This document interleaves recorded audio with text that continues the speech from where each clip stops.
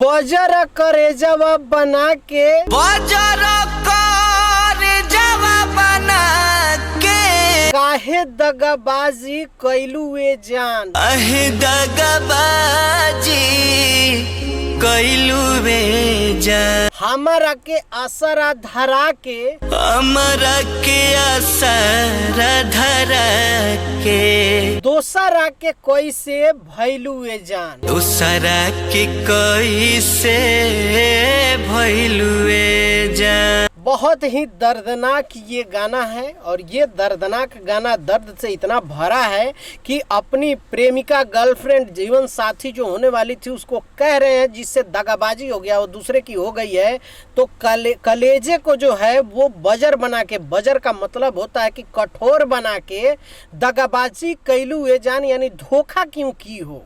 और असरा धरा के, हमारा के असरा धरा के मतलब कि हमको जो है कह के भरोसा दिला के और दूसरा के कैसे भैलू ए जान, यानी दूसरे के कैसे हो गई हो।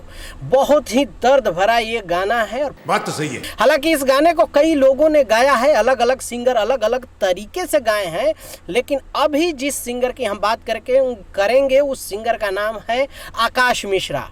आकाश मिश्रा जो अभी के डेट में बहुत अच्छा गा रहे हैं और बहुत हालांकि ये पहले से ही अपने गायकी से लोगों के दिलो दिमाग में अपनी जगह बनाए हुए हैं। नहले पे दहला, पिया पिया रटते पियर भैल देहिया से बहुत पहले ये गाना गाए थे और उसके बाद अभी जो है लगातार जो है गाना गा रहे हैं।